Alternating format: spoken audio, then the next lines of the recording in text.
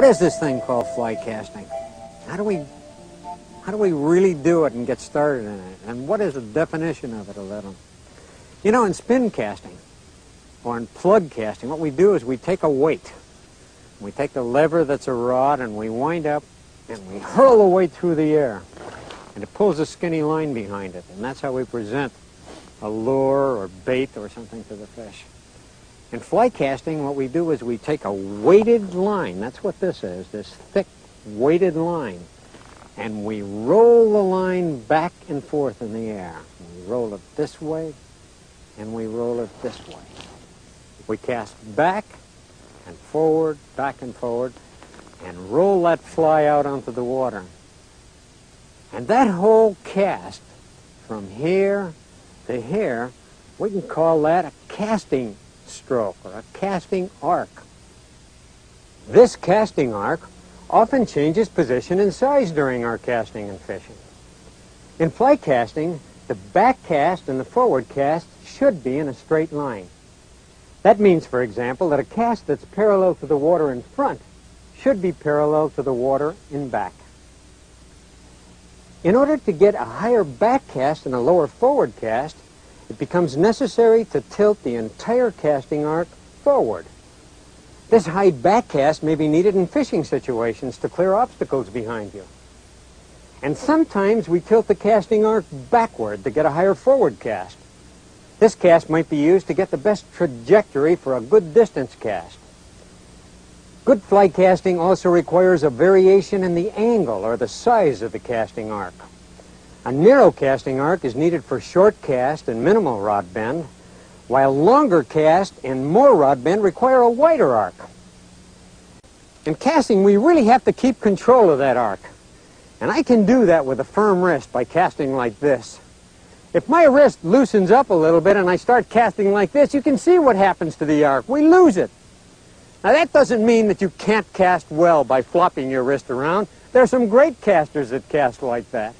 But I think in order to learn, by keeping a firm wrist, you'll keep control of that arc and you'll cast better.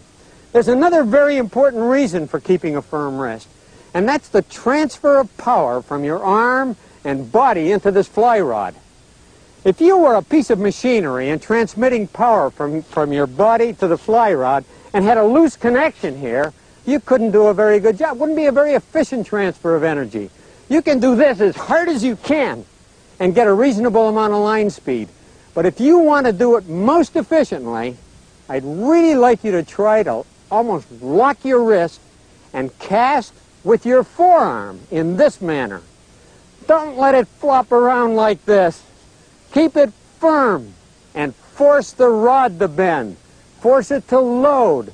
Loading the rod is simply bending the rod as we're applying power to throw the line. It's a little bit like a bow and arrow. We force a bend into the rod by keeping a firm wrist and sling the line out. That's what fly casting is.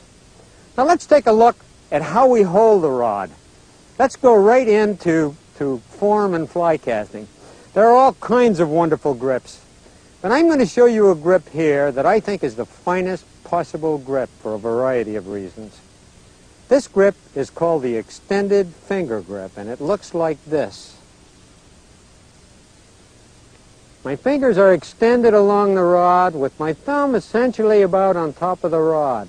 Let's do some real casting now.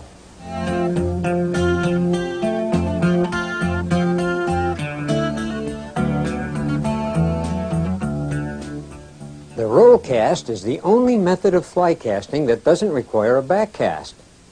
It's used to present a fly when there are obstacles behind you, like trees or rocks, or even a strong tailwind that might prevent a normal back cast. Let's begin by working out 25 or 30 feet of line. Hook the line against the rod handle with the middle finger of your casting hand. Now lift the rod slowly, sliding the line in the water toward you. Raise your hand high. Tilt the rod slightly away from you so that the line can fall freely behind the rod. Now pull the rod down and over, aiming the cast slightly to the left of the line in the water. And the line should roll out in an oval-shaped loop and present the fly. The roll cast. Now I'd like to show you an interesting thing about the roll cast.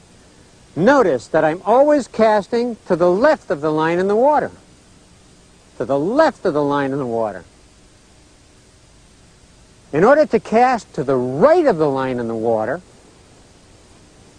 I can't bring the line back like this. Look what happens. It won't work. The only way that you can cast to the right of the line in the water is by bringing the line back over your left shoulder. Watch how that works. I must bring the line back over my left shoulder. Now I can cast to the right of the line in the water. Right shoulder cast. Left shoulder cast.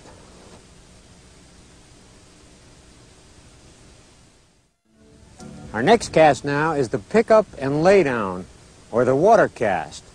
And just as the name implies, that's a pick-up cast behind you and cast in front of you. Pick it up, lay it down. For the purposes of this cast, just like in the roll cast, I'd like you to hook the line with the middle finger of your casting hand and don't touch the line with your left hand. Roll that line out straight, pick it up and stop the rod in about this position so that the line rolls off the top of the rod. Come forward to about this position and let the line roll off the rod in front. Roll right off the tip of the rod. That's the cast. Cast, hesitate for a second. You must allow the line to straighten out behind you before you come forward. There's a hesitation there. Let's do that again. Cast, hesitate, forward to this position and down to the water. Don't run your tip down to the water the way most people are inclined to do, and by casting like this. You can see that I'm not getting a loop. What we want to strive for now on this pick-up and lay-down is something called good loops. A loop is the shape of the line as it comes off the end of the fly rod. And a good loop is kind of an inverted U or a V shape, and it looks like this. Watch this. This is a good loop as it slings over in that U shape. Good loop. You notice that I'm keeping a nice tight arc in the fly rod from here to right in here. If I open that up in a cast like this, I get a big, wide, fat loop or a non-loop. If you shock the rod or try to flip it or jerk the rod, you get something called a cross loop or a tailing loop, and it looks like this. Terrible. Terrible. You get all kinds of knots in your leader. I call them wind knots. They should be called casting knots. Terrible. Sling the line smoothly. A nice, beautiful, inverted U shape. Good loops are the key to good fly casting. These inverted U or V-shaped loops are somewhat similar to the airfoil shape of an airplane wing.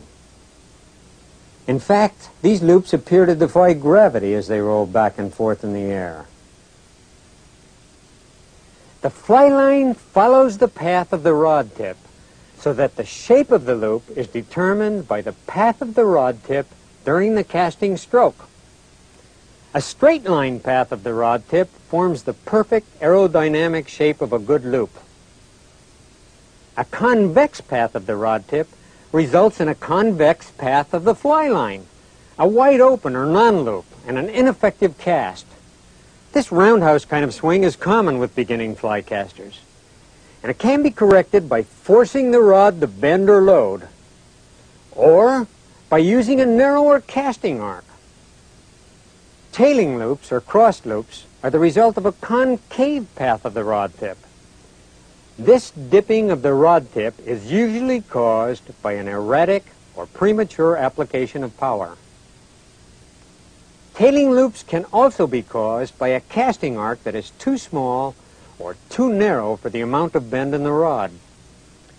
In order to maintain a straight line path of the rod tip, you must adjust the size of the casting arc to fit the amount of bend in the rod. This simply means that short casts require a narrow casting arc, while longer casts require a wider casting arc. And obviously, the rod must bend or load during the casting stroke in order to maintain this straight line path of the rod tip.